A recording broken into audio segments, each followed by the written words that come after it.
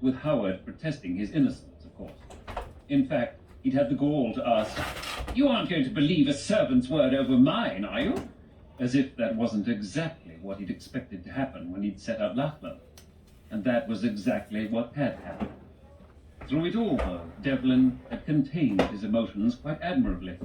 But in order to do so, he had to revert to the Duke of O, the stuffy, unflappable one who never lost his control, when Megan knew he'd wanted to tear into Canston just as he had the Scot, if not more so. The Viscount, after all, had arranged a situation that allowed Devlin to release his fury on the Highlander, something he'd wanted to do but couldn't, without a good reason. And now he was faced with making amends to a man he could barely tolerate, and that stuck in his craw but good. But now that he was finally alone in his study, or almost alone, he wouldn't count her, he wasn't containing any of those emotions any longer, and Megan knew well enough that he'd be working himself into the dark side of a rage if he weren't distracted very quickly. But that wouldn't do at all, since Lachlan had been sent for, and he would be arriving shortly for some of that amends-making. So she cleared her throat to get his attention. "Did you mean it, what you said earlier, that you were finished with this matter? That Canston and Abels could fight it out in the courts themselves?" He didn't bother to stop, just nodded curtly. "I have the animals back. I don't intend to waste my time further. And besides, Canston has got some powerful relatives. I don't doubt his uncle will endeavor to sweep this under the rug. But his family will know they now have an enemy in me that they'll regret. They won't let him off without some punishment because of that." "And that's enough for you?" "I made a bloody fool of myself, Megan. I would just as soon not be reminded of it further." "Well, perhaps this will make that crow you're going to eat taste a little better." "What will?" "The news that MacGregor seduced Kimberly." Devlin stopped his pacing so abruptly he almost tripped. "He did what?" She nodded now, and quickly clarified. "Seduced Our Lady Kimberly, spent the night with her as well, and was found in her bed this morning." "Bloody hell!" "Oh, come now. I thought that would make you feel a little less foolish."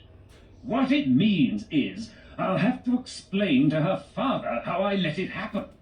"Nonsense!" she scoffed. "There wasn't a thing you could have done. Something like that, if it's going to happen, it's going to happen. It can't be prevented." It could, of course, by simply separating the two lovers, as in kicking that Highlander out of his house, as he'd wanted to do to begin with. But he didn't say that. There was no point. His lovely wife would somehow counter whatever he said with some romantic drivel. So he narrowed his eyes at her and demanded, "I suppose you're delighted?" "Well, I'm not disappointed. It would have been nice if they had gone about getting married in acceptable fashion. Oh, no, hypocrite, Deb. We, sort of did the same thing, if you recall." A bit of colour in his cheeks said she made her point. "He's going to marry her, then?" "Of course," she replied. "Seems rather happy about it, if you ask me. She doesn't, poor girl. At the moment, she's quite embarrassed." "As well she should be." Megan gasped. "Don't you even..." She began to very lightly, until she saw a slight curling on his lips. She finished Tell with, her I'm just started painting. I'll be down in just a sec. "We are the last two people who can cast stones. As for her father..." "Yes, her father, who's going to be in a fine rage, and rightly so." Devlin sighed. I think his rage might not be so fine, but a bit on the ugly side," Megan confessed uneasily. He raised a brow at her. "How so? What else do you know that I haven't been informed about?" "Just that the Earl doesn't like Scotsmen. Any and all Scotsmen." "He's prejudiced?" She made a disgusted face. "Yes, very. In fact, he hates them so much, he'd probably disown his daughter if she married one." "Bloody hell!" Devlin exploded again at that little tidbit. "You've known about that, and you still tried to get those two together?" "I only learned about it the night the horses were stolen. I've hardly been matchmaking since that happened," she added indignantly. "I beg your pardon, then." "As well you should," she retorted. "And besides, this isn't a case of wanting to get married and having the Earl withholding his approval. It's a matter of have to get married. The man will just have to see reason about this, and I'm sure you'll help him to that end. Me? Certainly.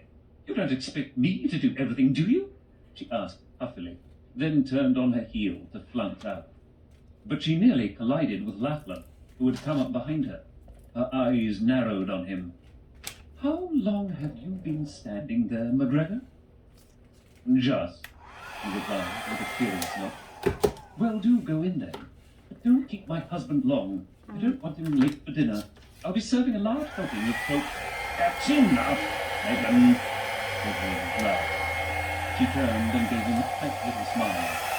Certainly, curious. Lachlan closed the door behind her, remarking, I wish my timber were that agreeable.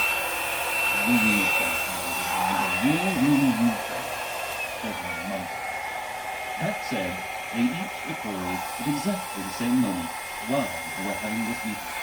Lachlan crossed his arms over his chest and smiled.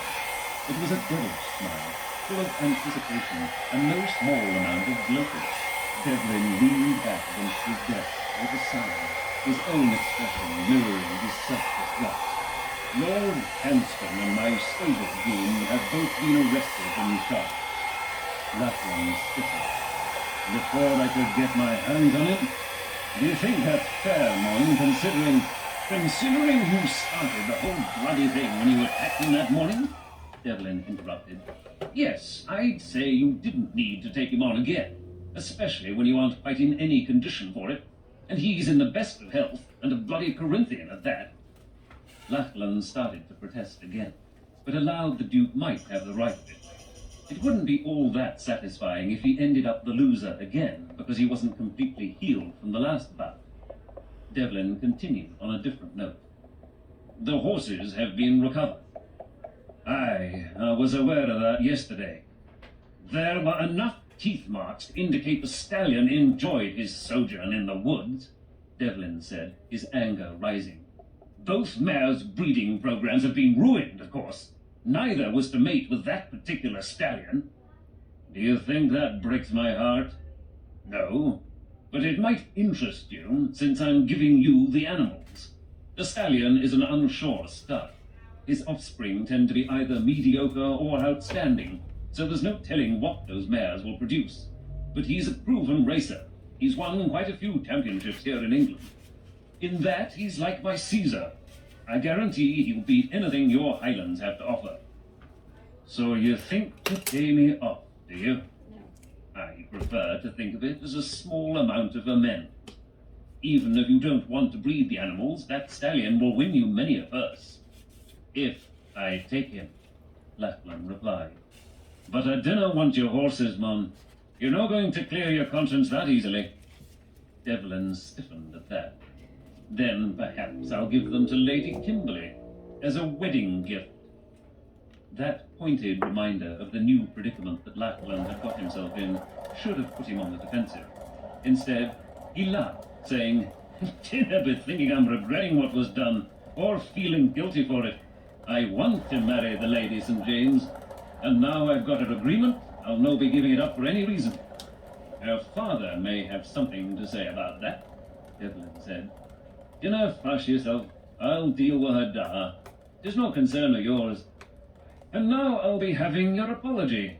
Or were you thinking you could avoid it?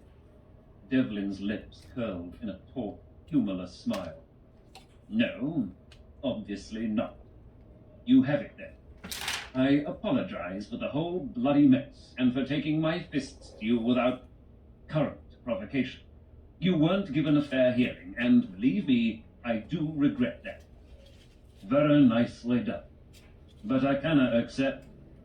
Devlin came off the desk with a low growl. The hell you can't. Lachlan raised a brow. You really mun do something about that temper of yours. If it weren't so hot, you'd no have to be apologizing. And I wasn't finished. I cannot accept your apology yet. In a flash, Lachlan drew back his fist and let it smash against Devlin's mouth. The Duke fell back against the desk and half across it. When he lifted his head, it was to see Lachlan grinning at him. Now I can. And 'tis lucky for you, St. James, that I'm in such a good mood because of the lassie, or we'd still be discussing your apology. After that parting shot, the door closed behind him. Devlin rolled slowly off his desk back to his feet. He brought his fingers to his lips. They were numb, but he tasted blood.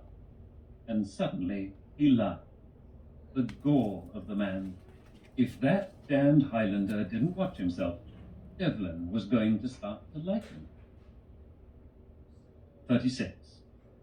Come along now, you're going to enjoy it, Megan said, practically pulling Kimberly across the lawn with her. And correct me if I'm wrong, but I do recall that you thought it was a good idea. That was before my husband was decided for me in a moment of madness. Megan blinked, but then she burst out laughing. Madness? My, now, that's a nice name for it, indeed it is. I'll have to remember that the next time Devlin makes me mad.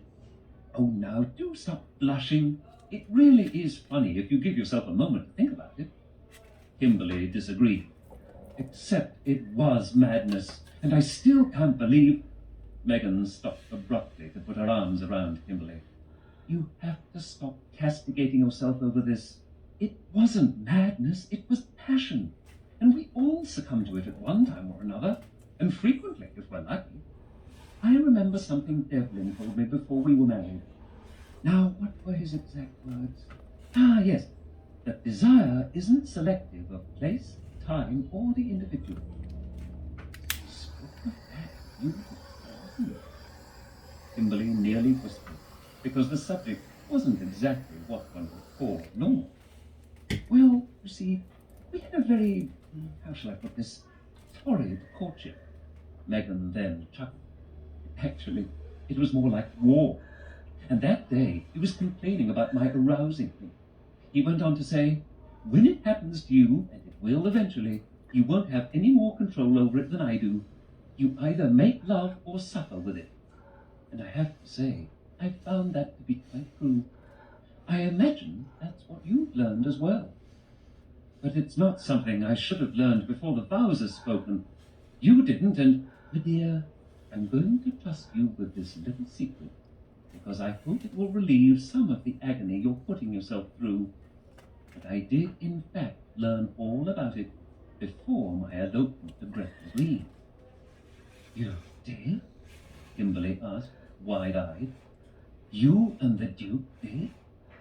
You don't have to sound that surprised. As it happens, my marriage began exactly as yours is going to, and I wasn't all that happy about it either. Then. But now, I can only hope that your marriage is as wonderful as mine is, or at least that you think so. And that is really all that matters, what you think, not what others think. Well, I suppose you must take into account what your Highlander thinks also. Keeps peace in the family, don't you know? Kimberly actually grinned at the Duchess, and she was feeling better, a little anyway. But she still didn't want to go to the picnic that Megan had arranged in the conservatory, especially since a great many of the house guests would be there, and she had yet to face them en masse, having kept mostly to her room since it happened.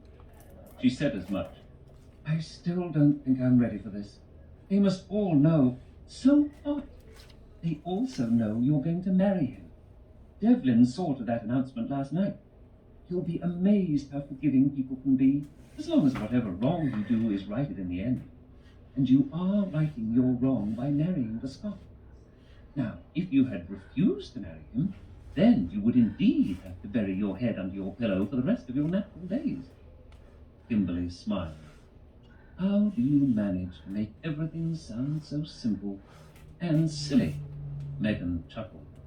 Because I work at it, my dear. If I don't keep a fair amount of silliness in Devlin's life, then he'll revert to being that stuffy, condescending man he was before I met him. And